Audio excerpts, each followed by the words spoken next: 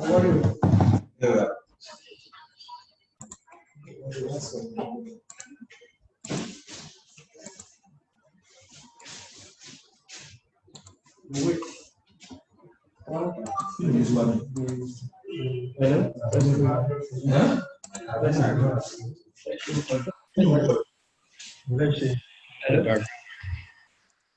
Wow. Good morning, sir. Yeah. Yes.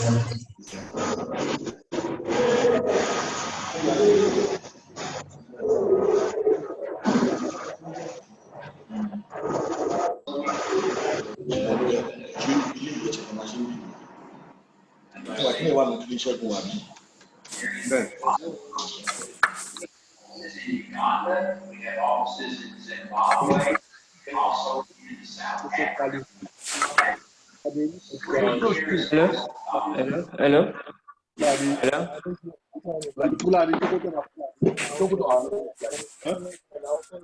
Hello? Tayo. Oh. And we just encourage offices and schools. Can you hear my chat?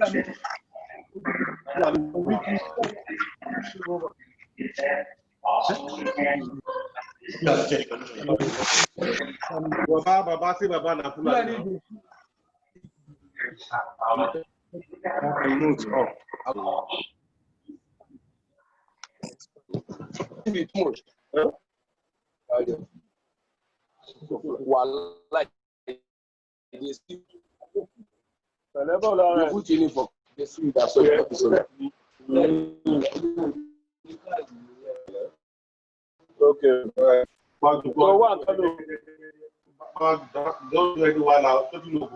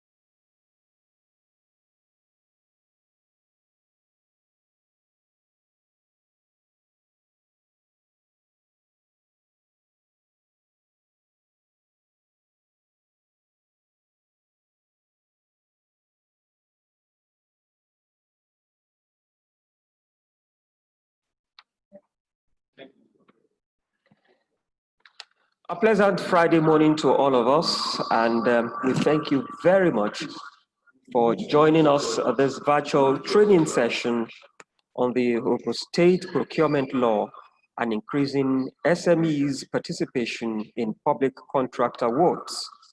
And we believe that it will be an interesting session where all of us will have one or two things to gain to improve on our business transactions, and of course to key in to how we can be part of winning contracts that will be awarded by the Ogun State government. We'll start right away as we take the national anthem, signaling the official commencement of this virtual training session. Shall we rise for the national anthem?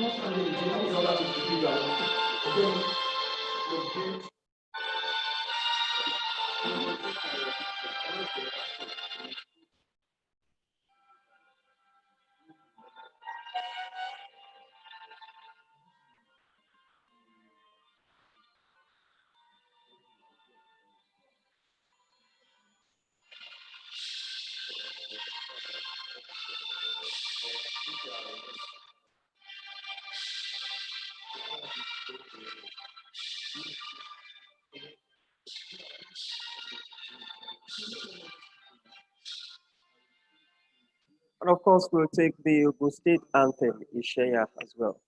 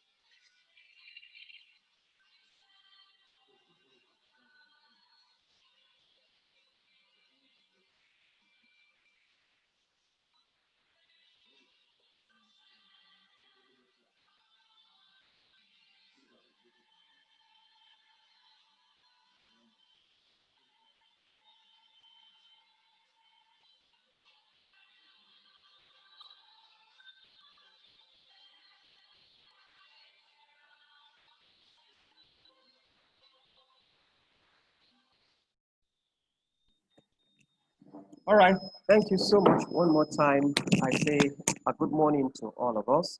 We're officially welcome to this training session on the Ogun State Procurement Law and increasing SMEs' participation in public contract awards of the Ogun State government.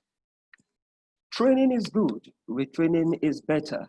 And when we train and retrain, we'll get ourselves enlightened the more. And when it comes to the issue of business, we need to know what is operational in our state, where our companies are domiciled, and to get ourselves acquainted with the necessary guidelines in the award of contracts. This time, we're talking about the gateway state, Ogun State. In the course of this training, we are going to have 2 training sessions, and one will be on the Ogun State Public Procurement Law and Guidelines, and the second one will be on the guidelines to increase SMEs' participation in contracts awarded by the Ogun State government.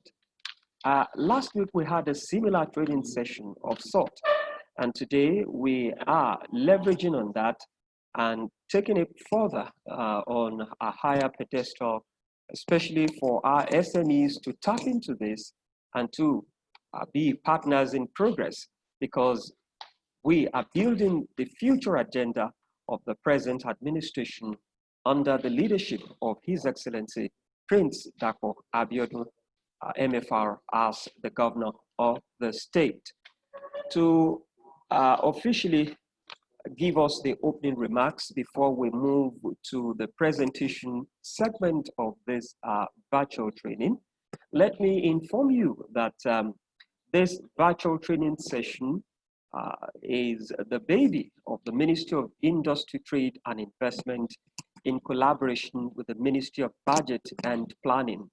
And I am very confident that the honorable commissioners of these 2 ministries will also be joining us to give their input into this program. I can see them, they are on already, joining us virtually. And let me also inform those who are just coming in, you can visit our chat rooms. We will be happy if you can drop your name, that's the name of your company or SME, your email address and your telephone numbers, so that in case we have further information to pass across to you, we can do that straight away. And we are indeed very grateful that we are keen into the new normal. Of course, we all know that the COVID-19 is indeed changing virtually the way we conduct our businesses, and we must ensure that we key into this so that we can survive and we can get our businesses to the next pedestal. Right away, can you join me as we welcome the Honorable Commissioner, Ministry of Industry, Trade and Investment, for the opening remarks of this virtual training. Mrs. Kike Longe, can we have you, ma'am?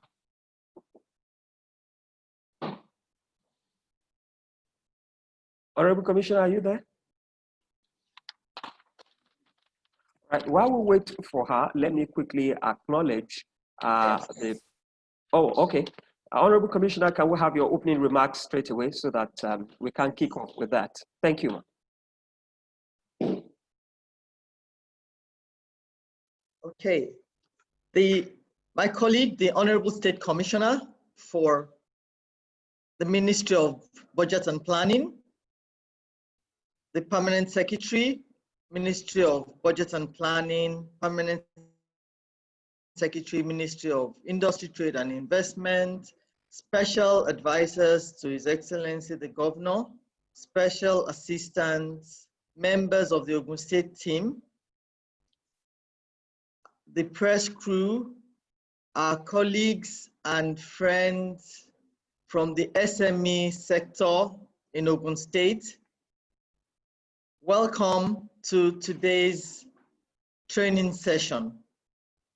Today's session is the second batch of the virtual training being organized by this ministry, the Ministry of Industry, Trade and Investment, in collaboration with the Ministry of Budget and Planning, to enlighten our entrepreneurs on guidelines for increasing SMEs' participation in public procurements and contracts awarded by the state government. We are organizing these training sessions to further enroll our entrepreneurial public on the procedures and guidelines for bidding for public procurements and contracts. We understand that MSMEs have not been accorded due recognition when it comes to government contracts and awards. We have also observed that most SMEs are not aware of the basic principles of procurement bidding, and this has been the bane of their relegation in the procurement procedures. All identified gaps will be addressed at these training sessions. We all know that all over the world, SMEs are the major drivers of the economy. In Nigeria, in particular, this subsector occupies a great part of the employment chart. MSMEs employ a supermajority of our people, of the labor force, just as they also contribute almost 70% of the national GDP, according to the National Bureau of Statistics. For the purpose of SMEs inclusion in public procurement procedures, the employment-based classification for medium-sized enterprises will be adopted. Therefore, SMEs in this case will be defined as enterprises employing less than 200 employees.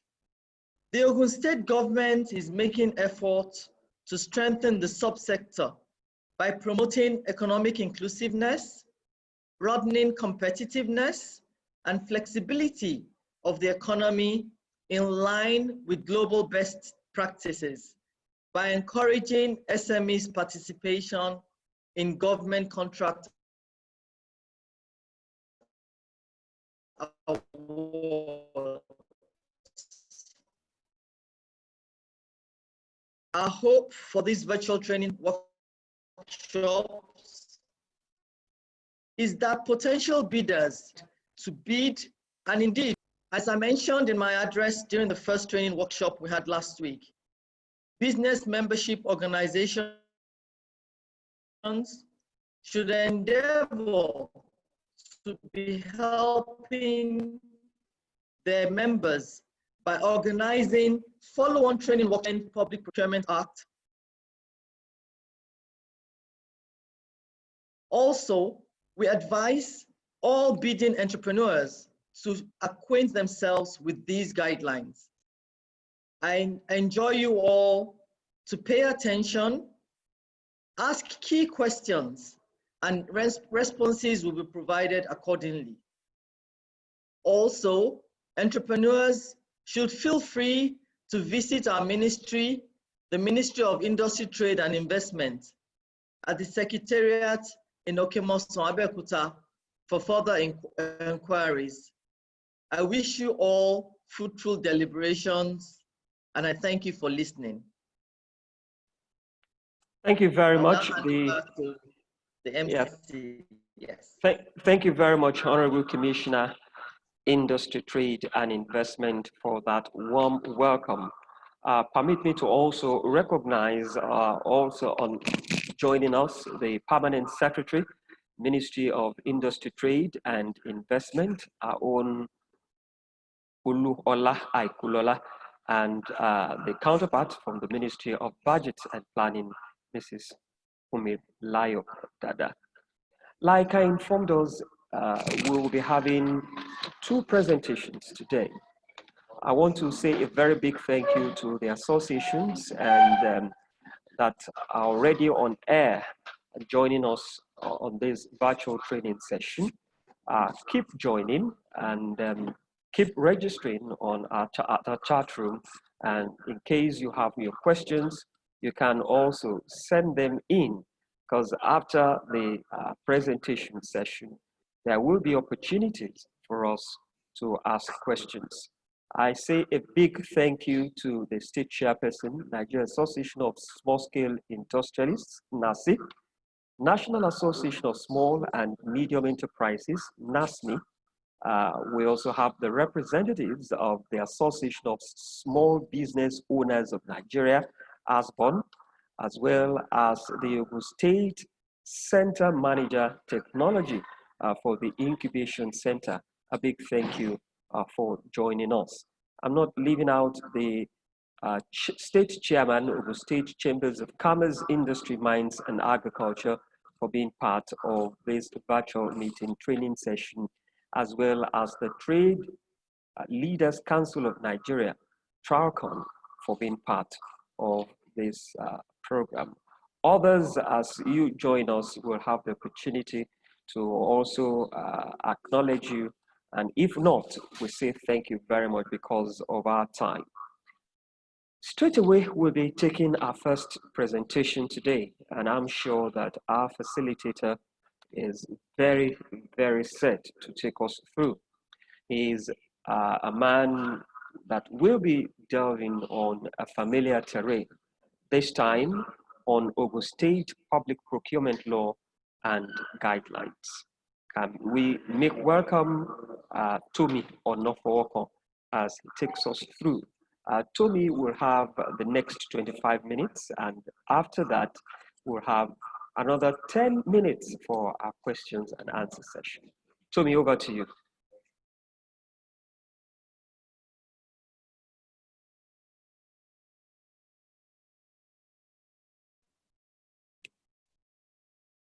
Tomi, can you hear me?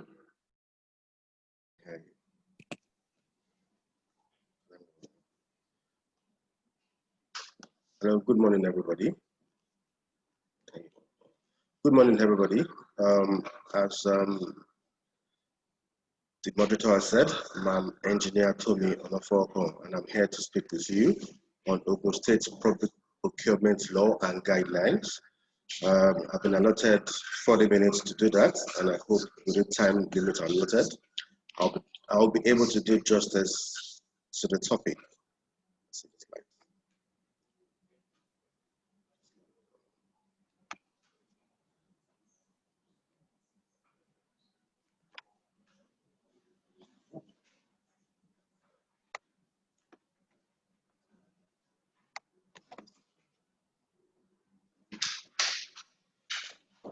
Yeah, sorry for that short break in transmission. Here we're here, as I said earlier, we're here to talk about Ogun State's procurement law and guidelines. But before we go deep into it, I would like to remind us that law, as we all know, is a set of rules that governs the conduct of an organization or society. It's enforceable, failure to which constitutes an offense that is punishable under law. Ignorance, we all know, is not an excuse under the law. I'm not aware, it's not an excuse. That is why the state government is taking us through this session to enlighten us about what the law says, what opportunities are there in for us as private individuals or SMEs to join the Ogun State government in the efforts of moving the state forward. Procurement guidelines, we'll talk about that too as we go on. The training objectives, I'd just like to take us through this. At the end of the session, we hope that participants will have acquired necessary skills to build their confidence to say, yes, I'm going to pick up a bid issued by the state government and submit and be hopeful to be a contractor or a supplier. Also, we hope at the end of this day that, yes, participants will have acquired necessary knowledge, have the know-how. What does it entail? What are the pros? What are the cons that will build their confidence towards wanting to take the bold step of partaking in this glorious efforts of building Ogun State?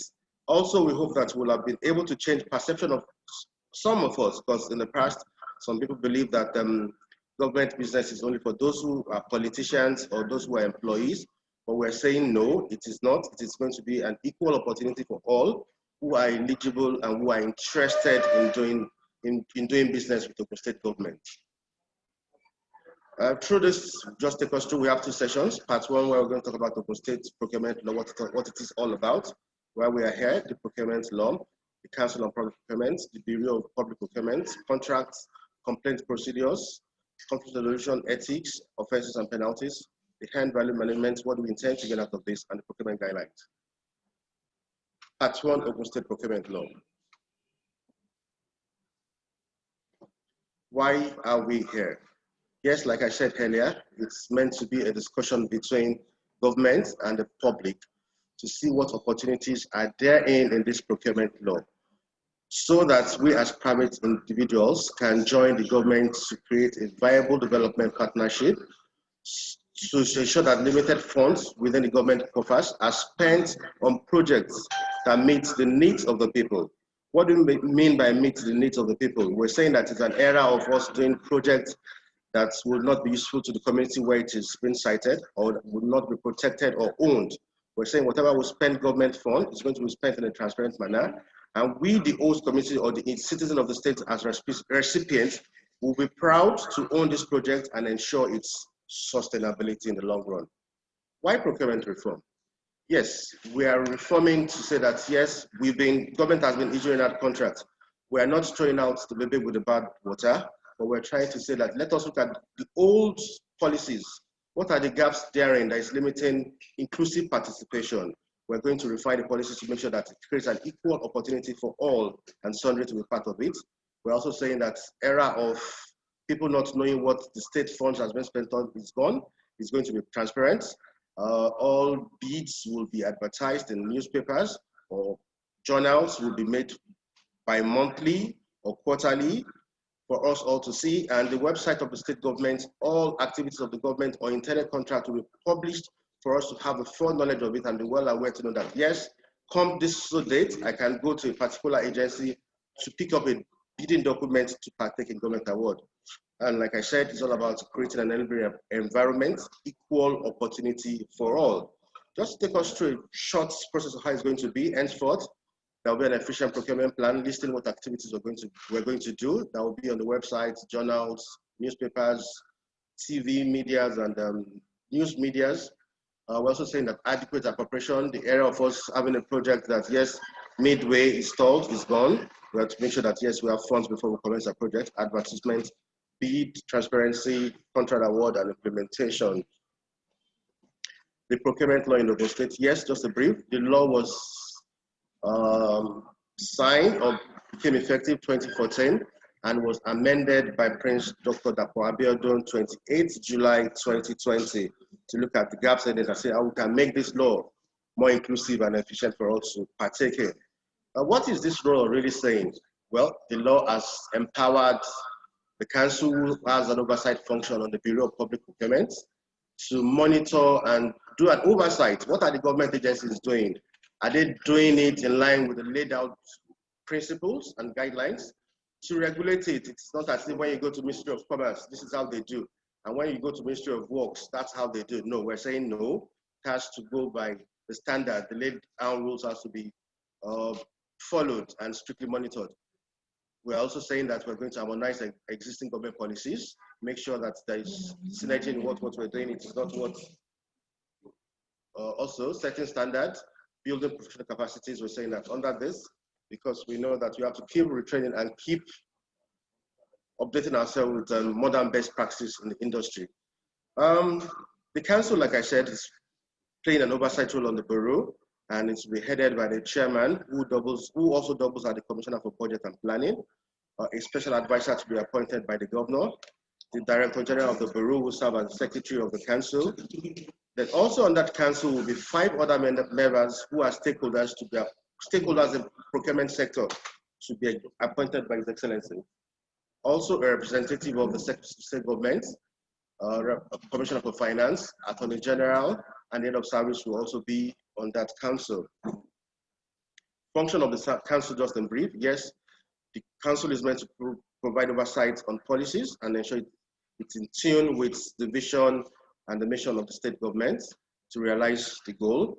Also, they're going to check the bureau is not on its own.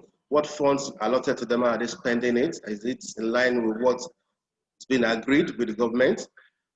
Threshold, yes, we're saying that in procurement, depending on complexity of the projects or goods to be procured, there are thresholds of monetary values that limit, and they're going to consider that to be sure that, yes, it creates an open opportunity for all and not to chase the underprivileged away. Also, modern technology, we know that this is a challenging time for us all, COVID-19, and we're saying that even in spite of that, while we're keeping out the rules of social distancing, washing our hands, limiting physical contact, that's why we're doing a virtual meeting. And that is why government is deploying technology into this process to say that, yes, we respect the guidelines, but business will still go on in the new normal environment we find ourselves. Yes, we're saying that the bureau, the appointment of officers into the bureau will be approved by the council, and any other directives and functions that the governor might deem fit will be done by the council.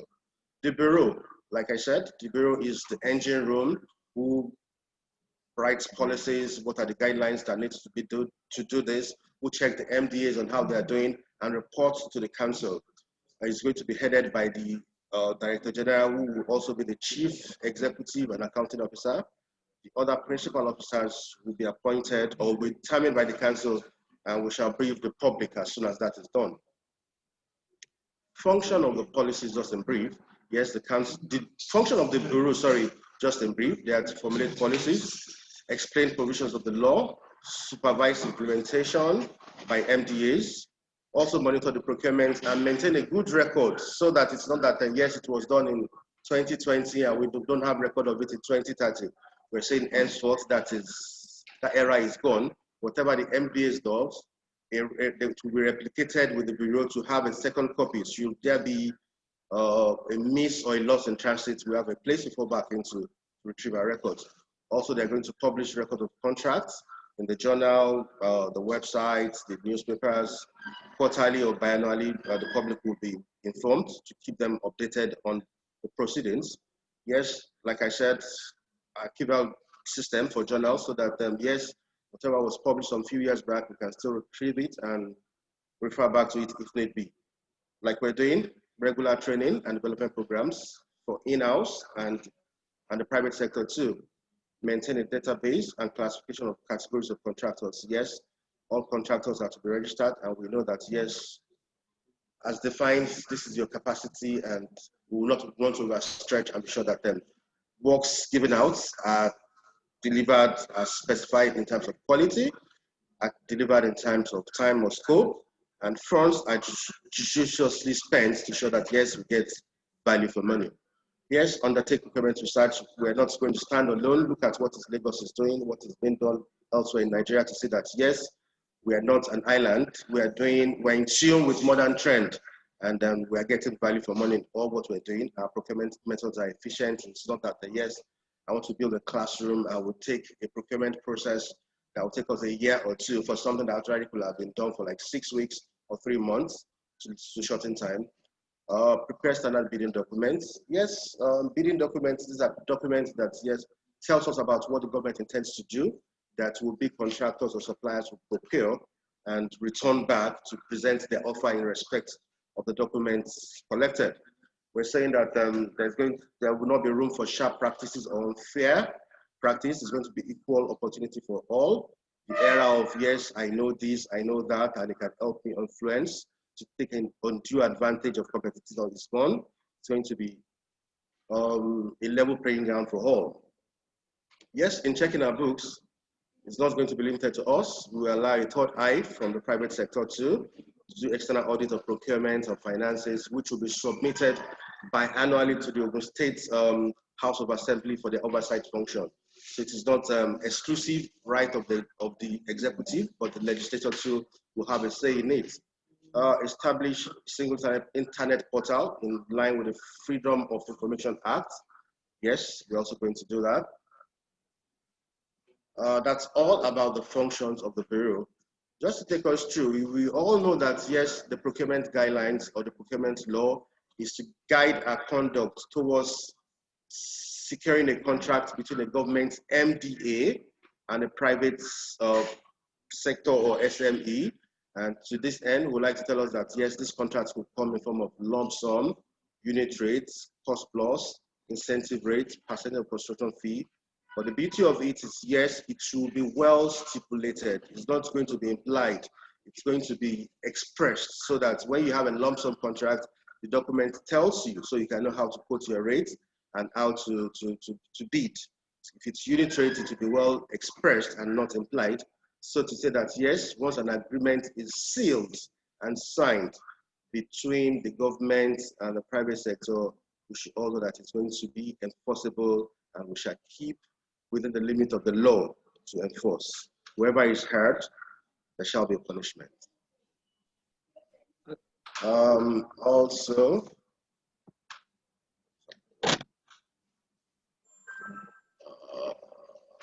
complaints, procedures, conflicts, resolution, and penalties for unethical conduct. What we're saying, in line with the principles of transparency, should you bid for a contract and at award or at announcement of the successful bidder, should you feel aggrieved or not satisfied, there is a room or procedures for you to lodge your complaint with the relevant MDA. We mean, where did you procure your documents? A complaint to them if after award you were not satisfied with the results. And what we're saying that within 15 days, the MDA should look at your complaint, get back to you. Should they get back to you within that stipulated time and you're still not satisfied, we're saying that you still have the right to lodge your complaint to the Bureau of Public Procurement, who shall look into your case and give you a feedback. Should you not be satisfied also with the results or whatever the Bureau says, we're saying it does not end at that.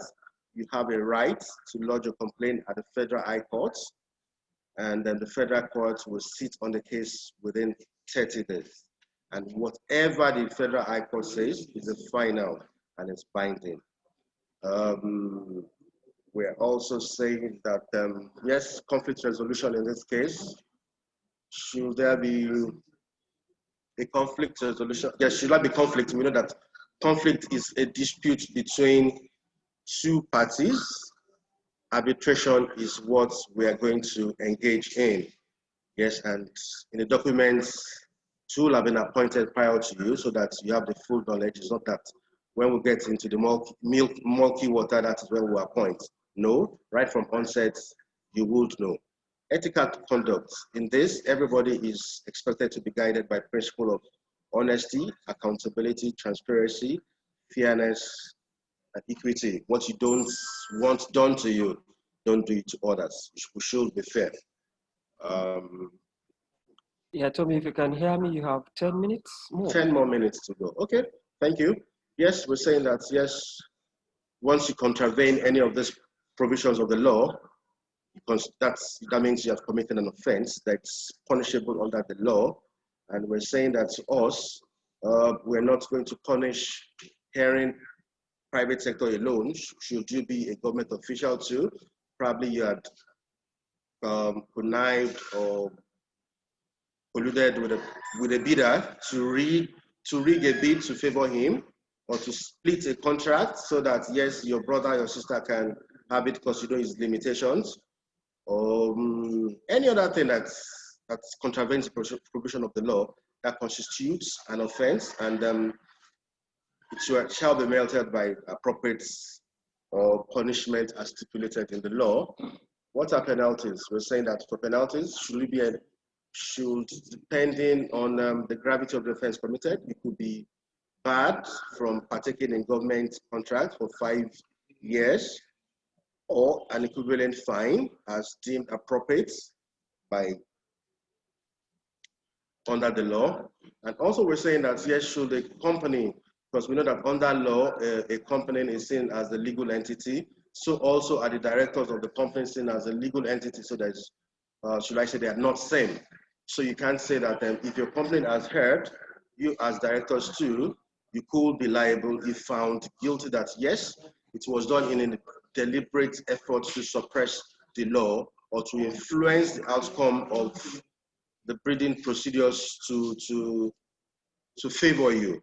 We're saying that favoritism would not be allowed, and there's going to be strict monitoring that to know erring personnel, and relevant punishments will be meted out to them. So we're also saying that, yes, the Bureau will do an oversight on the monitoring of government projects to be sure that, yes, quality, time, and costs are strictly abided with. We are not going to compromise quality. The area of failed project is gone. So, and say to do that, you're going to, the MDAs and the contractors will have a work breakdown structures. What do we mean by that? Let's assume you have a contract to build a school. You know that stages in school or in a building goes from foundation to the superstructure, the roofing, finishing works. So at onset, you're going to tell us what's your schedule within the time frame stipulated for the project. How do you intend to move to progress? When do you intend to finish your foundation, and at what cost should we earmark for that? Cost allocation procedures will be strictly monitored. Performance reports will be taken and monitored strictly to be sure that, yes, the budget is adhered strictly to, and not area of budget deficit and will not be. Procurement guidelines. Yes, guidelines, we know, is the acts or the rules that governs the engagement of will-be contractors, suppliers, or consultants. And we're saying that in this emergency period of COVID-19 that we have, we're not going to stop government businesses, but we're going to find a rule that will fit into the stipulated guidelines as laid out by the National Center for Disease Control and the Federal Ministry of Health, or the State Ministry of Health, and relevant agencies, which have said we should, as much as possible, limit human contact. So to this end, that's why we're having a virtual meeting. We're also saying that under this rule, we're not going to fully suppress the provisions of the law. But yes, we know it is critical. Agencies can go ahead, but secure necessary approvals from the Bureau to ensure that, yes, what they are doing, even though it's an emergency period, is in line with the laid down rules, and none of the rules are broken or suppressed. So to this end, we're saying that, yes, to relax things, instead of you going to the bank to get the bid security, you can go to an insurance firm to get a bid securing declaration or bond, which is easier and not as expensive as a bank bond. We're also saying that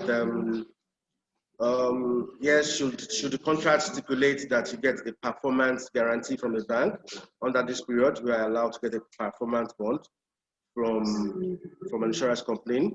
Yes, you don't have to do a physical contact. Your bids will be allowed electronically. Virtual meeting will be done. And awards too can be done, and proceedings can be done virtually to inform of what the government is doing, like we're doing here. To this end, I would say I've come to the end of the presentations. I don't know if my listeners have questions. If there are, I'll be here to take a few of it as within the time limit allotted to me. Thank you all.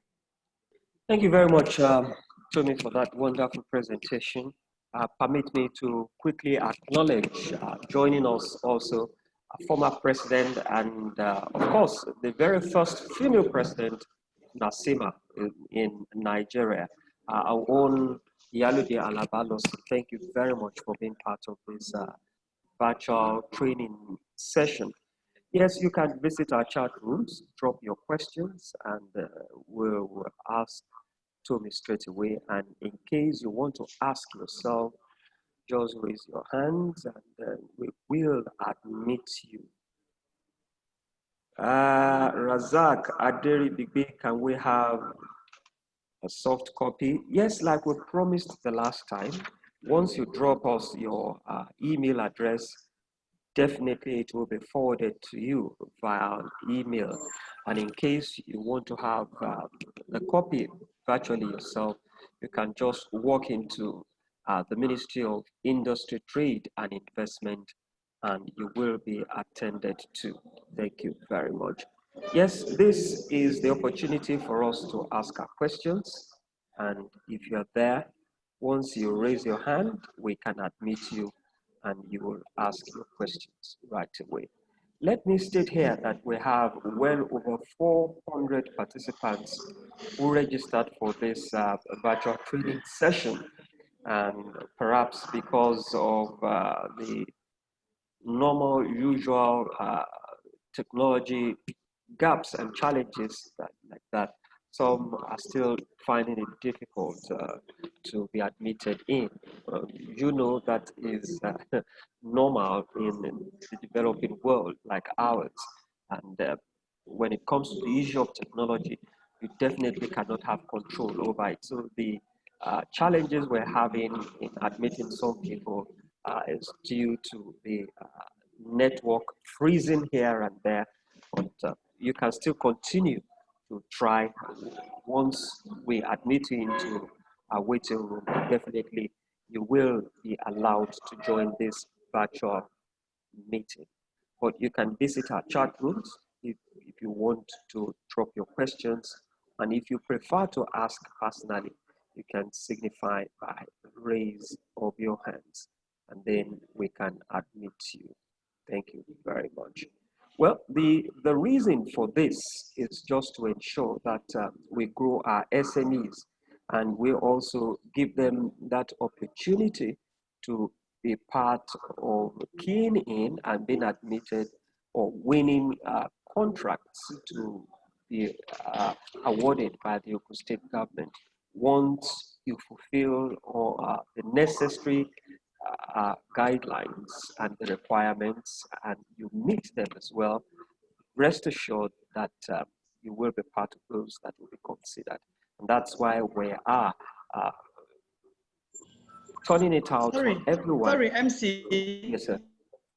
I see two hands up. The people have raised their hands up. Yes, two people have raised their hands up. Could you please acknowledge them and let them ask their questions? Okay. Phantom and Bola Yes. Shulate. Can we have Phantom and okay? Let's have Phantom first, and then Bola Shulate. Phantom, can you unmute yourself and then ask your question?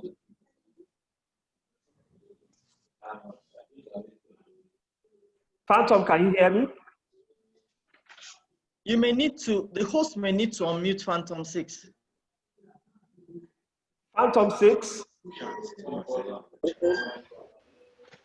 Thank you. Chat messages, someone sent Hello, Phantom 6. Very much. Right. Thank Go you so ahead. much for this great effort. Please, I heard the presenter saying that contracts available will be put in a journal. Please, I don't know how can we have access to this journal. Are we going to be provided with a link? Is it going to be made available for sale, or how are we having access to it, please? Thank you very much. All right, Bola Sholate, can we have you quickly so that Tumi can take the Okay, can you hear me? Can you hear me? Okay, well done. Okay, my question is strictly that I know that to have access to all this, we are going to have an interpersonal relationship with some people in the offices. Is the process is going to be strictly online, register, and it will be done virtually like that, or do we need to come to the office to perfect some procedures also? Tumi, can you answer the questions quickly? Yeah, thank you very much. Two questions I have there. Will journals be available? One, yes, the journals will be available. And we're also saying that we're not going to limit publications to journals.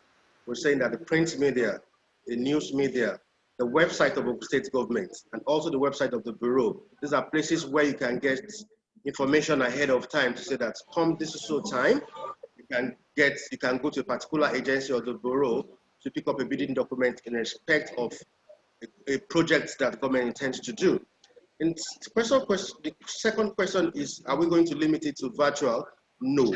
We're going virtual because of the time we're in. This is the period of COVID.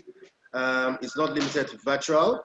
As the government relaxes rules and guidelines on COVID, yes, will be contractors or SME operators can come to relevant government offices to seek information, to pick up bidding documents, and to transact business as we used to do. We were saying, but for now, this is the new normal. We have to abide by the NCDC guidelines and at the same time, keep government businesses going on.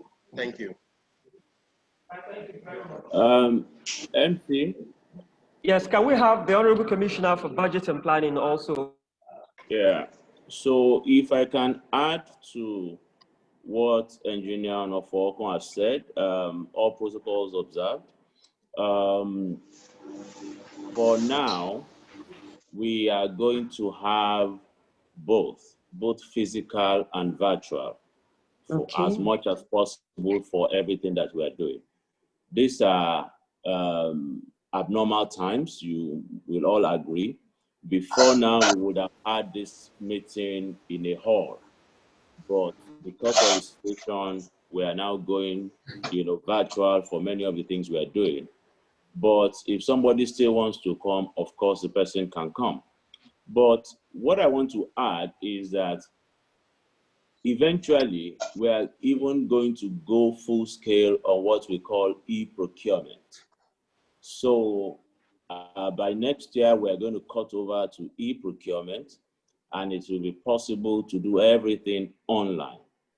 However, even when we get to that point, you can still come in if you so wish. But you'll find out that by the time that is fully deployed, you can sit wherever you are, and it will be possible to do everything online. In terms of the journal, yes, the journals will be published, and you would have to buy, just like the Federal Procurement Journal.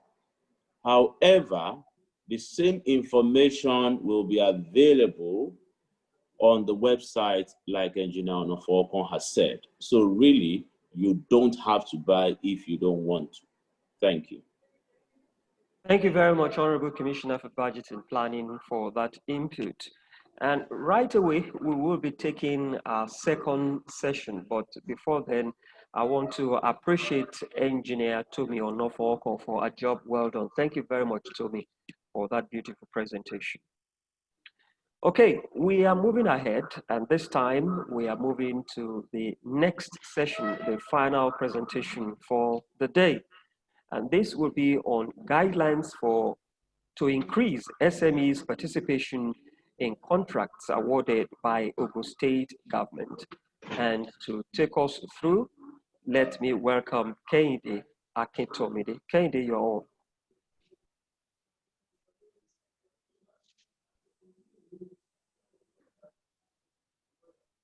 Kennedy, can you hear me? Yes, Wale, thank you so much. Good afternoon, distinguished ladies and gentlemen, the honorable commissioners on this platform, the permanent secretaries, and other senior government functionaries.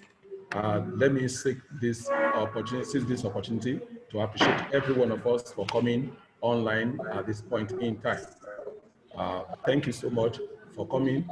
It is my belief that by the end of this program today, we will all be blessed for being here for this program. Briefly, I'll be taking us through the second stage of the presentation, and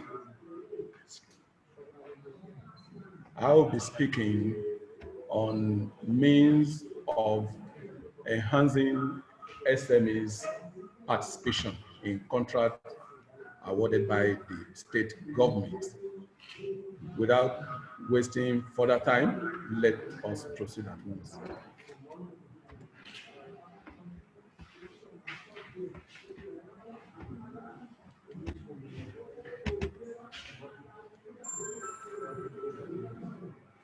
Yeah, so we are, to help us further, we'll be going through the outline, and then first, the introduction. The essence of this training is to make sure that our SMEs in the state are acquainted with the new developments, and of course, get to understand the nitty-gritty and the best way to help themselves with the participation in state government contracts award, and also to get to know what are the problems that usually SMEs face for such purposes, why they have not been able to apply, or why they always have problem whenever they apply, and of course, to know the best way to monitor and even to understand that state government has put in modalities to ensure that SMEs actually participate, and that there is a watchdog even for state ministries and agencies to ensure that due diligence is being followed in the award of contracts. Why SMEs?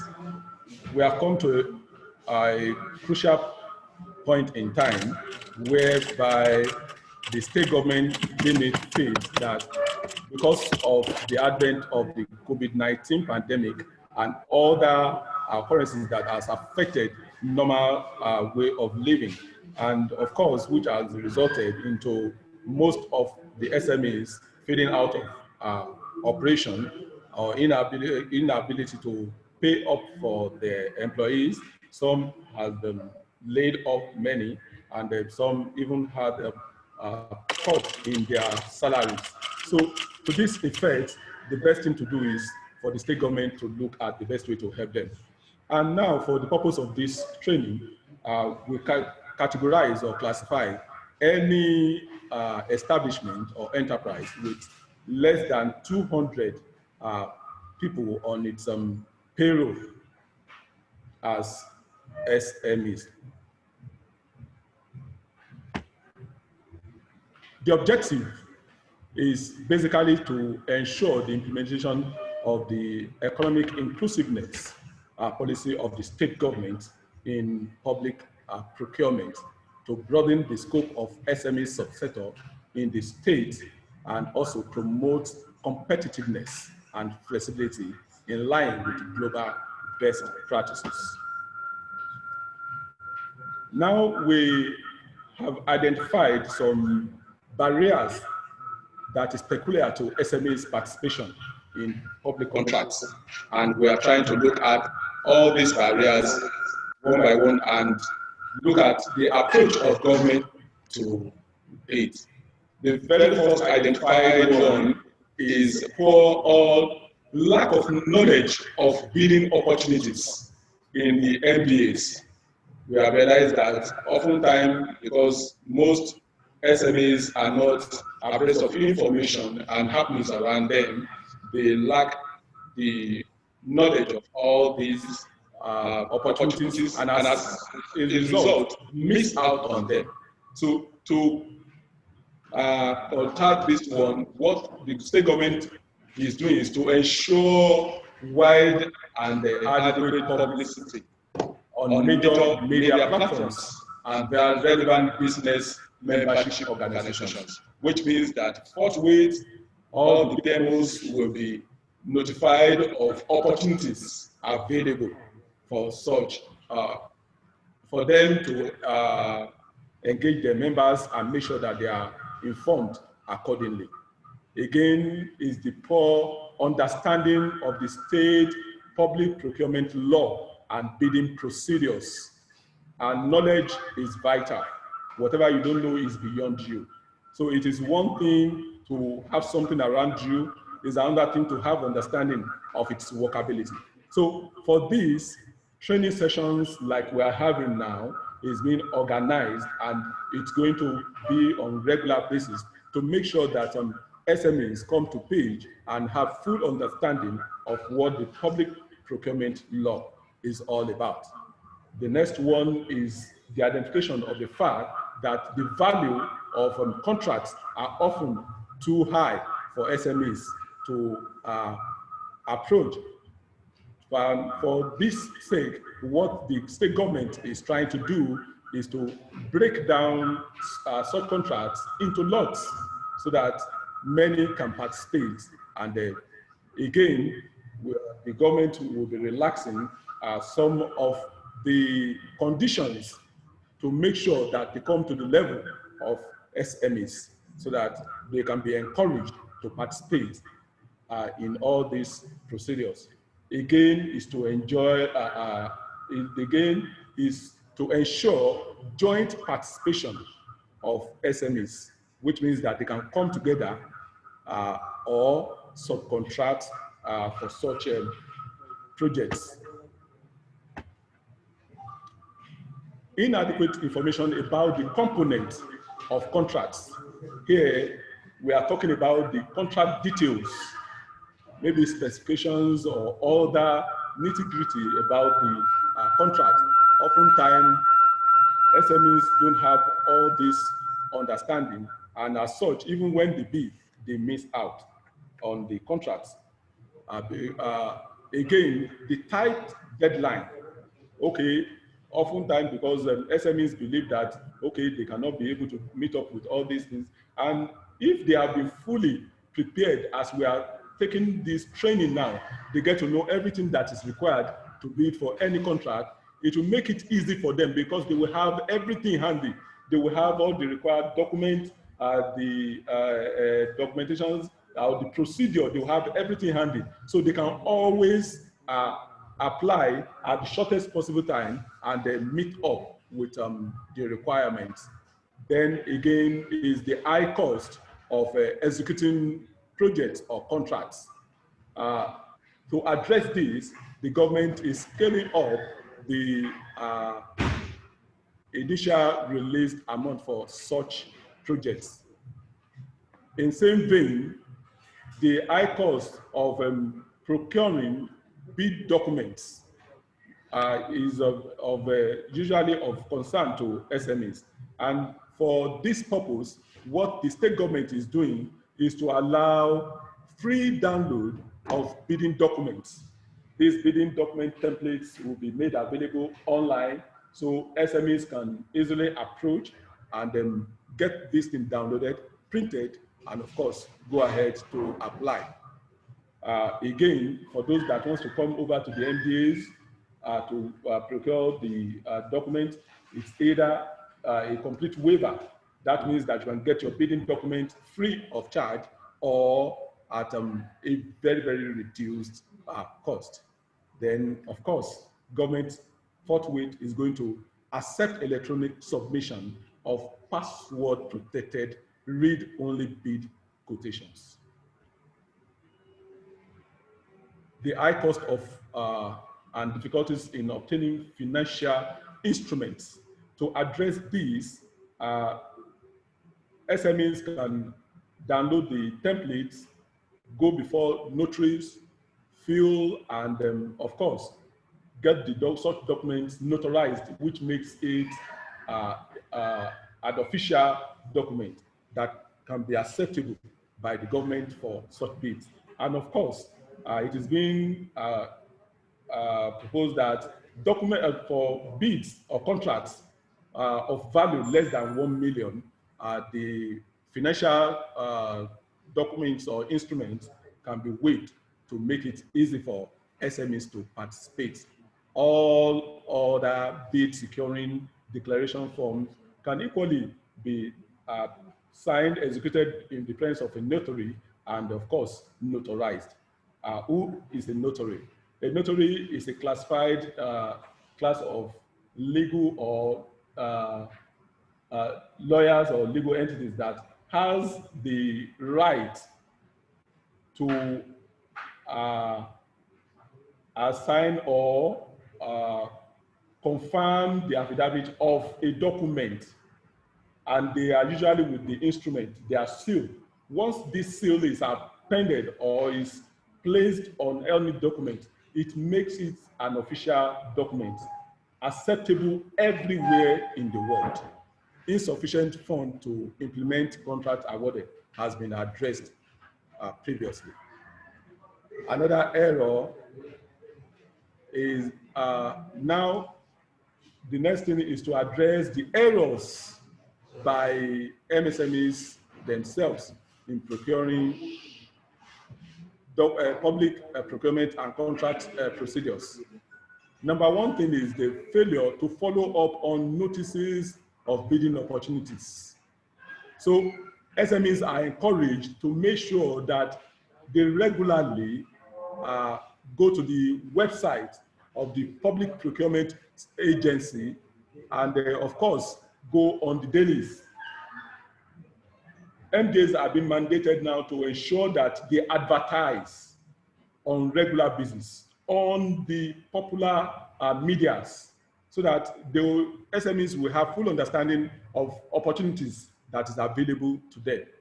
So then again, the poor understanding of the required documents and of course, the technical specialization to handle such bids. And what is being encouraged here is that SMEs should pay special attention to details of the technical specifications on bidding documents. Again, bidding for all the bidding document that is required, they should make sure that they go through everything one by one and make sure that everything is packed in their bidding document before they submit. Of course, again, a lack of courage or to request for clarification on gray areas. To address these, there has been opportunities for the state government is making available opportunities for bidders to approach agencies or even the public procurement agency on any opportunity that is open. If they don't have full understanding of the bidding, they should approach them to assist them so that they break it down, they explain in detail for them to have full understanding. Without having such understanding, there's no way you can take advantage. So the door is open. Come to the MDAs, inquire about all the details of the biddings that is available so that you can take advantage of such. Then lateness in submission of bids.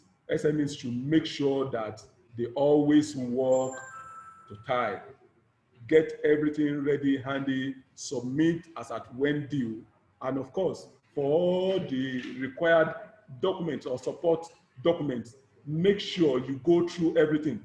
Having compiled everything, make sure you go through over and over to make sure that nothing is being left out. That way, your bid will definitely scale through. For training, you can be rest assured that the state government has mandated public procurement agency to make sure that SMEs are well trained on the guidelines. And that is why we are having such a session like this.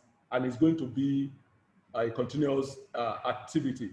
So which means that anytime we call upon you to come out for trainings like this, because information is vital. You need to have full understanding, and it's something you do over and over and over that you become master of. So to gain mastery, you need to do it over and over. So when opportunities for training like this come, SMEs are advised to take advantage of such opportunities. The outline of procurement process. This is very, very important. Once you know the phase-by-phase process for execution of a project, you can be rest assured that you become master at it. You will always win. Now, starting with the very first thing is the advertisement and solicit for bids. That is invitation to tender. That is the very first stage. There will be advertisement on all available bids, and of course, invitation for people, for bidders to tender for such bids. The next thing after such is that once you put all your documents together, such is received from you. And by the time this is received, the next thing is to be evaluated, and of course, the selection of the winning bid. In getting this done, it is often being made public. Bidders can even be invited, they will be in attendance. They will now open the box containing all the bids in their presence. And to get this done, they usually invite people from non-governmental organizations working in transparency, accountability, and anti-corruption area, and of course, private sector professionals that are experts in such area. They will be in attendance so that the MDAs will be guided in the process. Then after selecting the winning bid, they will now obtain approval of the approving authority before making awards. But before that is done, there is opportunity, because not everybody will win every bid. If you have one, if you have found one thing in one area or the other, that is why it is being expressed over and over that bidders should make sure that they have full mastery of the procedures and, of course, good understanding of the knowledge of the requirements for all these bidding applications. Once you have all that, you always win. But in case you are found wanting one way or the other, you lose out on such bids. But should you be having gray area or be wondering why you missed out, then at step one of this training provides for you the opportunity to ask for a debrief. And this also is catered for in the public procurement law. So once that one is done, and then the next thing is to resolve such complaints. By the time you make request in writing officially for debrief, you'll be called upon, and of course, they will take you through the process of debriefing. They will, for every loser that wants to know why he or she missed out on every bid, within 15 working days after the selection of the winning bidder, such is to be addressed. And of course, within another 15 days, the authority or the MDA is meant to address such and revert. But should that be done and you are still not comfortable, the next thing is for you to make approach the Bureau of Public Procurement and make known your observations. And once that one is done, they will do the necessary action on it. Then after that, now for the winning bidders, all contract agreements will be executed and, of course, announced publicly. The monitoring process by government put in place. All MDAs will be are meant to submit on monthly basis all available contracts within their agency. The description, full description of such contracts in such a way that it will be clear to everybody. Then the next one is that they will make public the names of the bidders. So it is no longer a secret. Then part of what is required, because the essence of including SMEs in this is to ensure that they are being brought back to their previous level before the advent of COVID. So we want to know the number of employees on such establishment list. Then, of course, they want to know who is the winner at the end of the day. Is such a winner an SME? So this is very, very crucial. All these details is to ensure that the MDs are well guided and they don't run foul of the law. Now, for you as an SME, what do you need to know? What documents do you need to present and make available so that anytime, at shortest possible time, you have everything all encompassing ready for submission? The very first one is your filing of procurement tender form. This, we have said, will be downloaded online or you get such from the bidding agency. Then, of course, you do all the needful on it. There are some documents that are peculiar to your organization or your establishment that you need to have hand ready. First is the certificate of incorporation from CAC, Corporate Affairs Commission. Then the company profile, the detailing everything about the management, the board, the technical personalities, your hand-on experience in handling such projects, or if you have done anything before, and of course your core competence, your strength that makes you feel you are qualified for that bid, or you are the most qualified rather.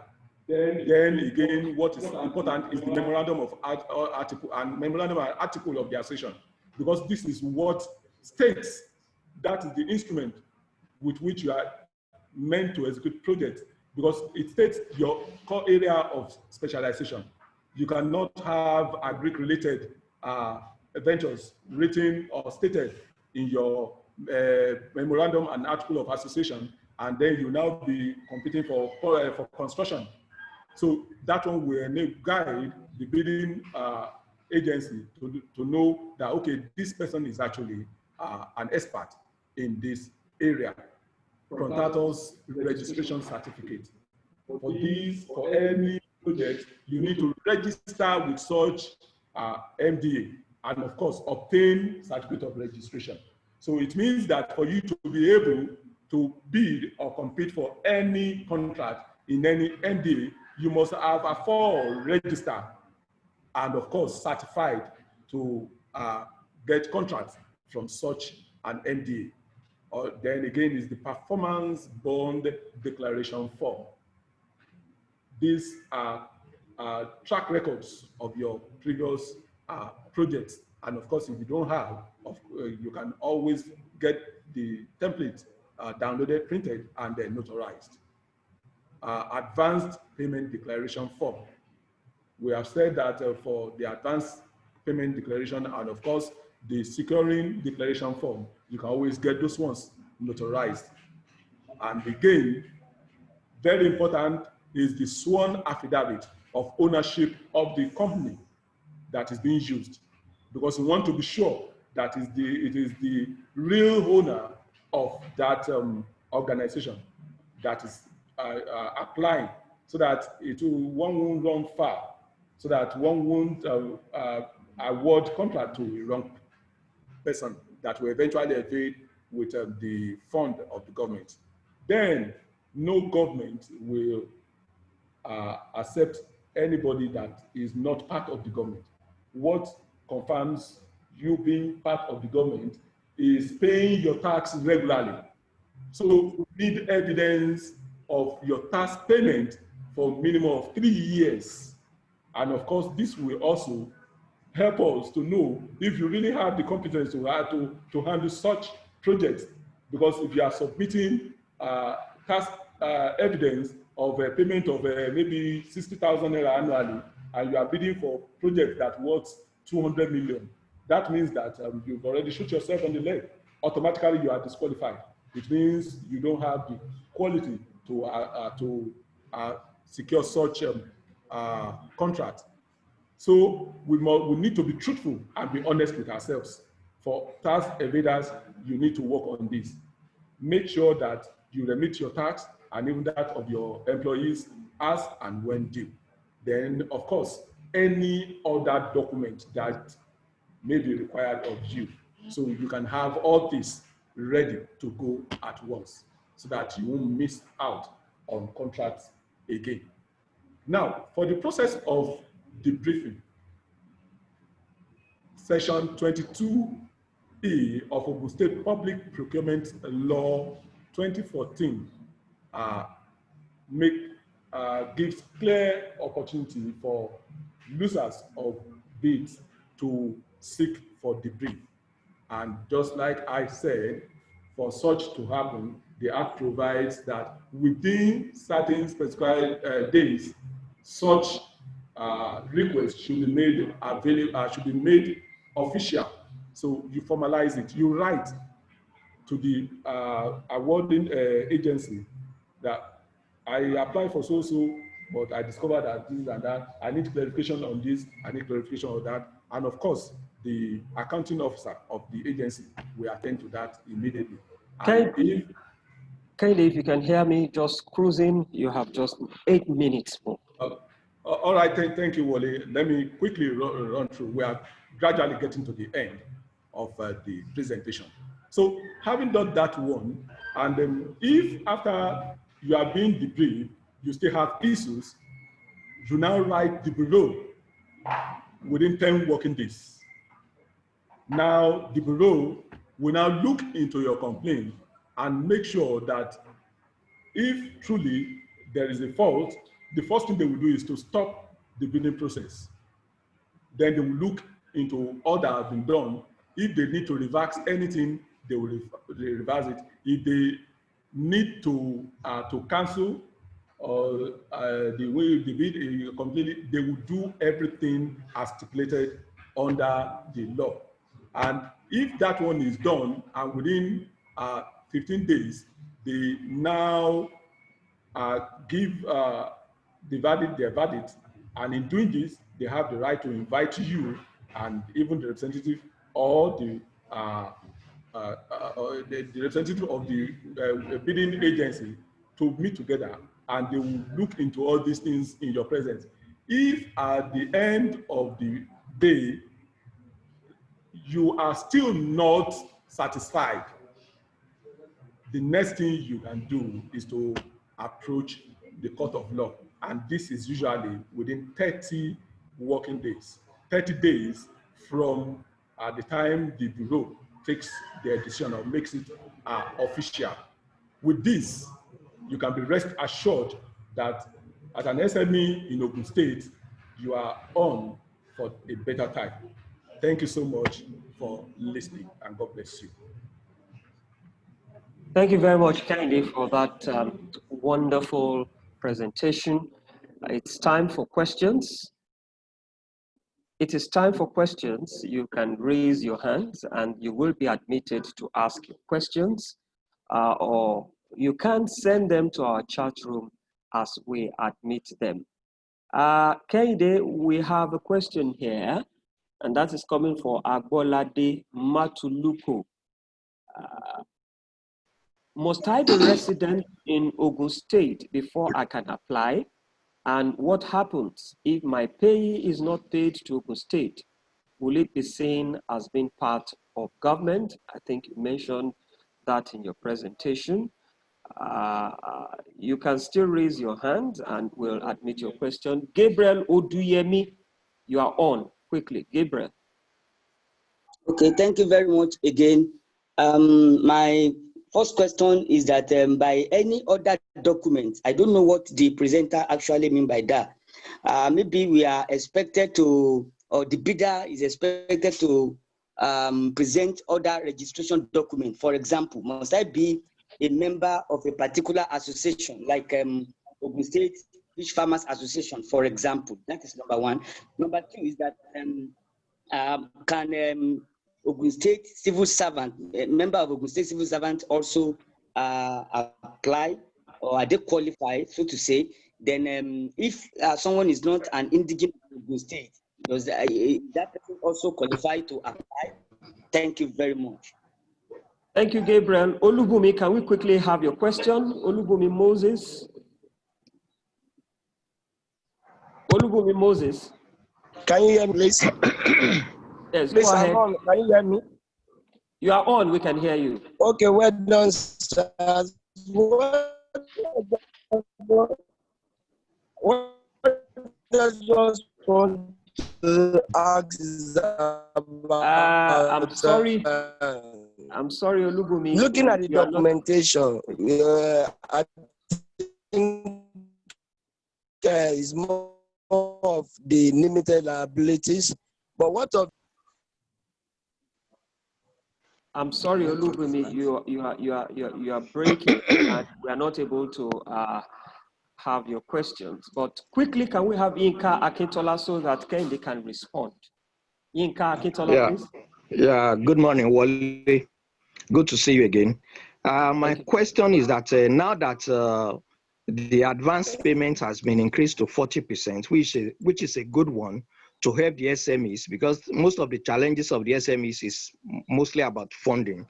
But the other thing is that on the successful completion of the contract, is there any assurance that the balance money will be paid on time? Because if somebody is going to the bank to take loan to execute a contract, which will attract very high interest, and on the completion of the contract, you will not get money paid on time.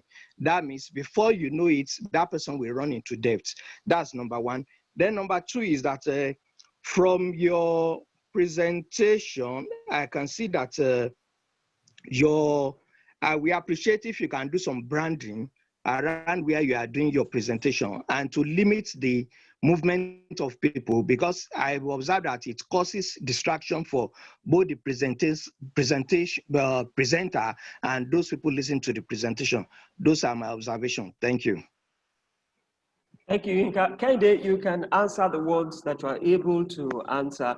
I'm sure the Honorable Commissioner for Budget and Planning will still help us out with answers to some of the questions.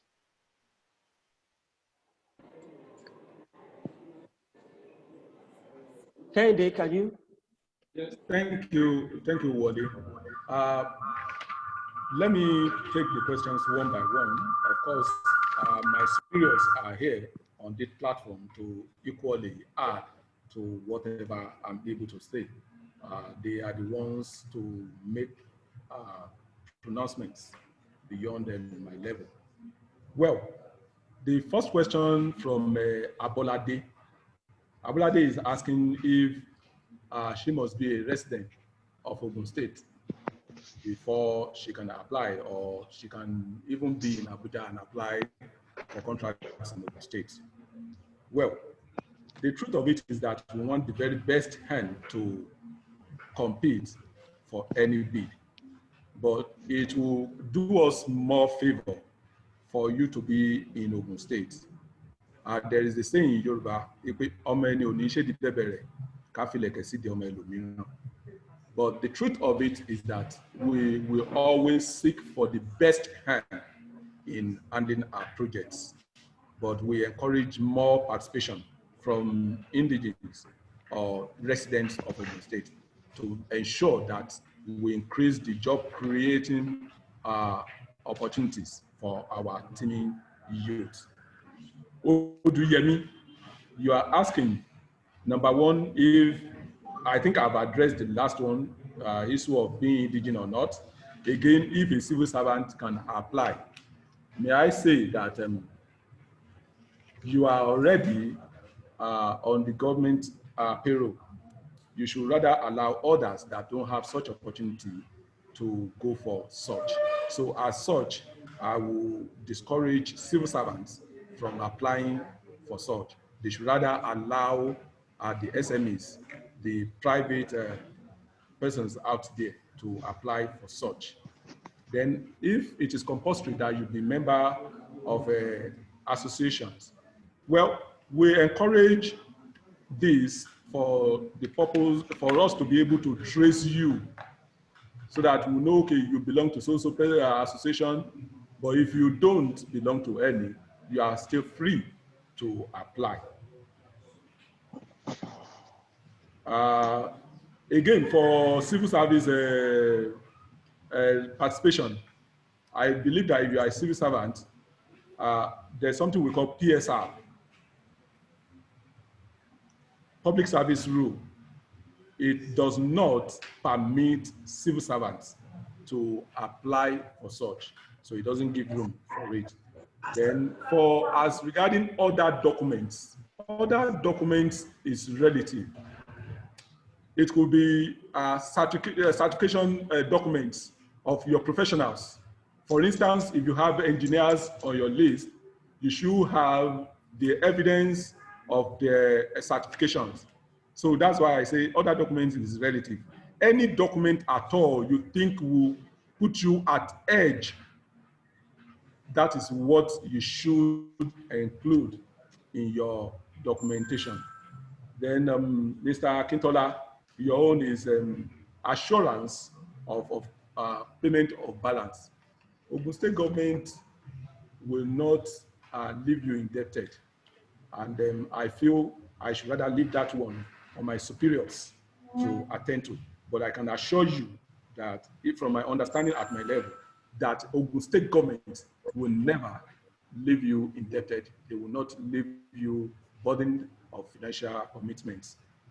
Once you win the contract and they release the initial fund to you, by the time you have successfully completed such documents and they're certified, your payment will definitely follow suit.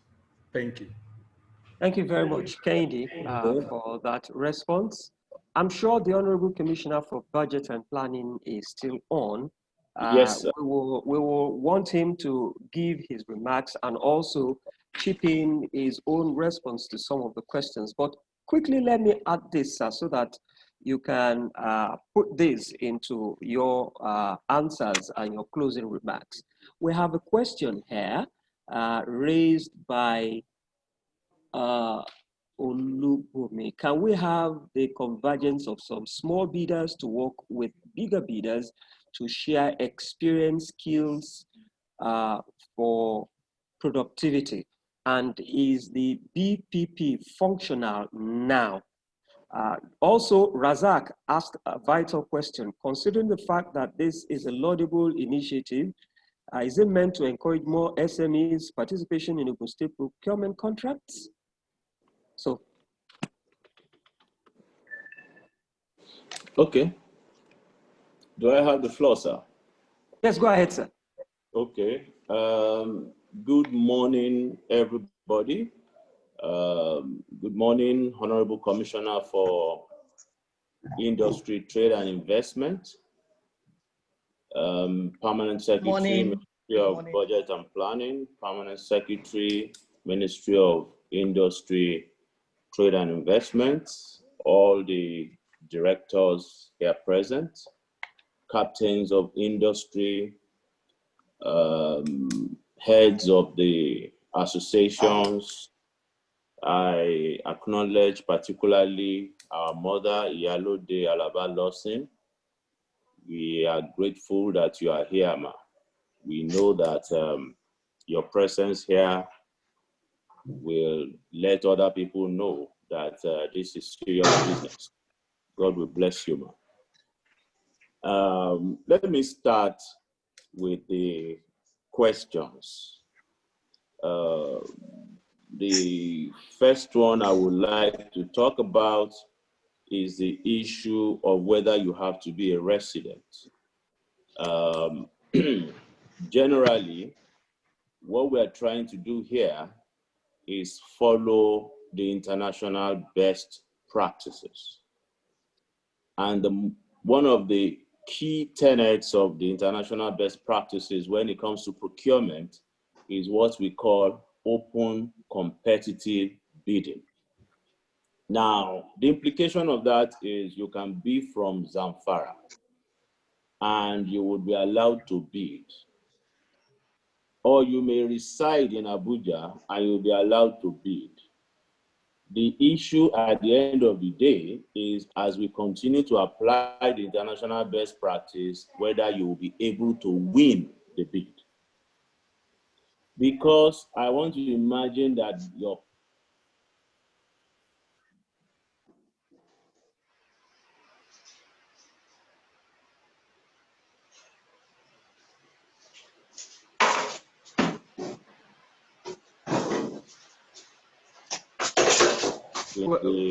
financial proposal.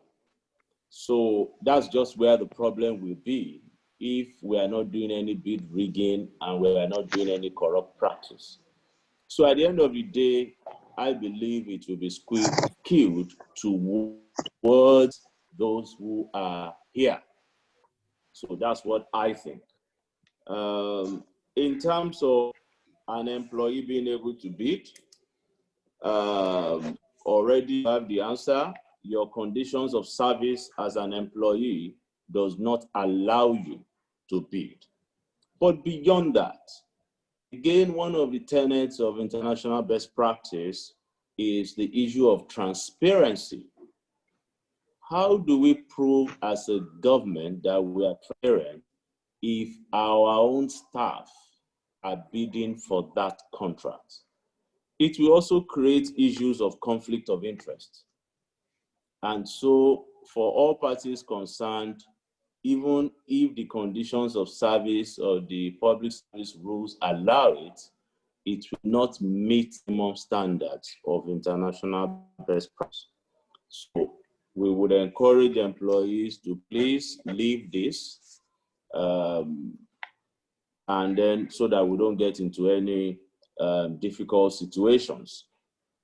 Now, the question about the fact that the way the presentation has gone seems it is only limited liability companies that we want.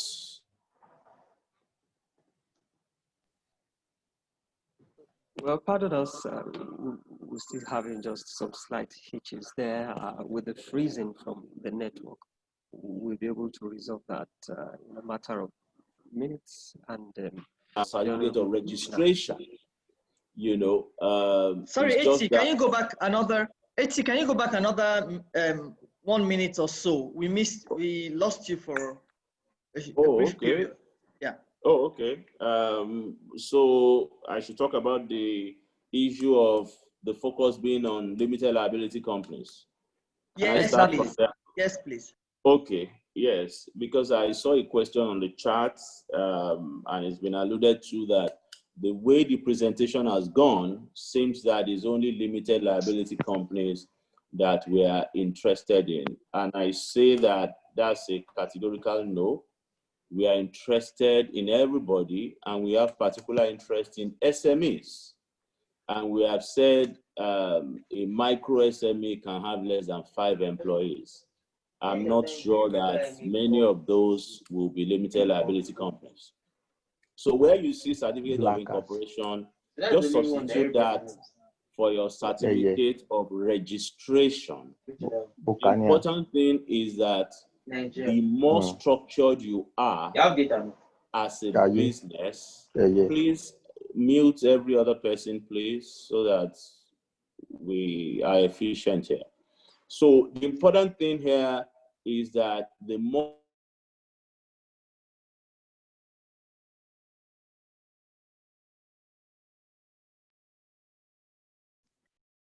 Host, can you please unmute Commissioner Labinton? Eti, can you unmute yourself? Okay, so I've done that. I'm sorry.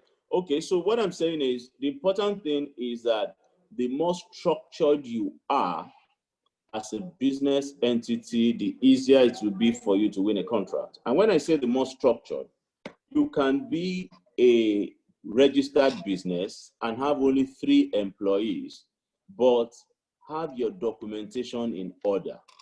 Have processes as much as possible.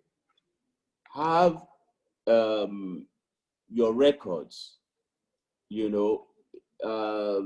a certain way, such that when we begin to call for bid, it will be easy for you to pull evidence of work done.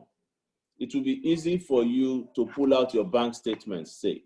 It will be easy for you to be able to produce a financial statement, because these are some of the things that cause problems for MSMEs. And then, I just saw a question now. Somebody wrote something on the chat about the tax clearance. Now, the general rule in Nigeria, and Ogun State is not an exemption, is that you ought to pay your taxes, and where you don't have evidence that you have paid taxes, you are not qualified to do certain things with government. So, of course, we will be asking for tax clearance, and you are exempt from tax, whether you are a registration, a business name registration, or a limited liability company. There's also the issue of assurance that money will be paid on time, especially when you would have gone to borrow. Now, there's two sides to this. The first side is that we are increasing the advance payment. We expect that to take you, a long way. And the second aspect of it is no longer business as usual, like you might have observed. So we are giving you assurances that we will try our best and that we will not be owing for extended periods. Of course, we have processes that we need to go through, and we can't be going through this level of efforts to encourage MSMEs only to put them into financial crisis. So take it as our assurances that we will not put you into such trouble. Now, there is the issue of the convergence of big contractors with small contractors. Honestly, that is going to be difficult because we are in a democratic dispensation. I cannot say Liver Brothers, for instance, must, by force be attached to an SME for the purpose of a contract. So we will leave that to the, madam, you have a name for them. All these associations that you do, whether it's Manufacturing Association or NASIMA or what have you, to try to make those kind of things happen, But if I will use my experience as an accountant, the International Federation of Accountants and even the local bodies, ICANN, tried this and they started talking about joint audits.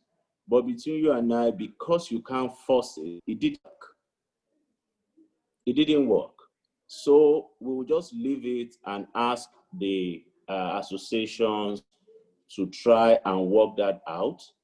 But what we can do is what we have started, the journey we've started, to break some of these things down such that the SMEs can have access to it. To help SMEs, technical assistance on how you can be better prepared to win the bid. So those are some of the things that we can do. We will not get into trying to force a big contractor to work with a small contractor. Now, there's the issue of the BPP, whether it is functional now. The BPP today, as I speak, has not been officially open, but I am standing in the gap because the BPP is going to be supervised by the Ministry of Budget and Planning. In fact, even though I've been introduced as Commissioner for Budget and Planning, my role in the whole of this training is the role of the DG of the BPP. So within the next few weeks, the announcements will be made but work has started and I'm the one supervising it. Let me not waste your time. I think all of these are enough as closing remarks. Let me say thank you very much. Sir, before we take your thanks, there is one question that is germane, and it's coming from Olukayode Ekodayo. What is the way for new entrants into the business area or with some new companies as regards the minimum 3 years tax requirement? If it's a new company and they're just coming on board, how do we ensure that we still give them the opportunity to be part of increasing our SMEs in terms of the contracts to be awarded by the state government, bearing in mind 3 years tax certificate? Okay, it's a very simple matter. If you are talking about tax clearance strictly, for me, that's not a problem. It is the law of the land that says the tax clearance should show a 3-year period on it. There's nothing we can do about that. However, it doesn't mean that if your registration papers or incorporation papers show that you are a year old, you should then go and doctor your TCC to say you had tax for last year or 2 years ago. Let's face it, that's fraudulent and is enough grounds for disqualification. So what am I saying? Be truthful. Your certificate of incorporation shows that you were registered in 2019. Simply bring a tax clearance that shows what you paid for 2019 year, and the other 2 years will be nil. We're not going to penalize you for that. A company that was not in existence could not have paid tax. However, as an individual, because when we talk about tax, there are tax at, we have tax at 2 levels, company level, individual level, for the purpose of this discussion. But as an individual, the owners of this company, the directors of this company, to the extent that they have been in existence before this company was set up, should be able to produce their own personal income tax clearance certificates. I hope we are all following me. So we expect to see that, and that helps in the area of the tax. Believe me, the problem for new companies is not the issue of tax clearance. The problem is evidence of work done. Because when we say we want to see evidence that you've done this kind of thing in the last 3 to 5 years, and you are just a year old. So if you ask me, your problem is not TCC, the problem is such evidences. And this is my advice. You must have been working somewhere before for you to just wake up and say, I'm setting up my own company. You know, so what I encourage people to do in such instances is to bring evidence of their participation. For instance, if you were working with Julius Berger and you worked there for 15 years, and then you set up your own construction company. Let's face it, it's not the walls of Julius Berger that have been doing that work, it's the engineers in Julius Berger. So I would expect that you would be able to produce some sort of evidence showing that you have been doing this for Julius Berger in the last 15 years. It is you that has been doing it. And that's how you cross that hurdle. You know, the real problem is not tax clearance. If you talk to a proper tax consultant, they will tell you that's not an issue. Thank you. Thank you very much, the Honorable Commissioner, Budget and Planning, Ogun Olabinton, FCA, for that beautiful answers and your closing remarks on this virtual training session. On that note, we'd like to say a very, very big thank you to all those who have participated. Thank you to our captains of industry.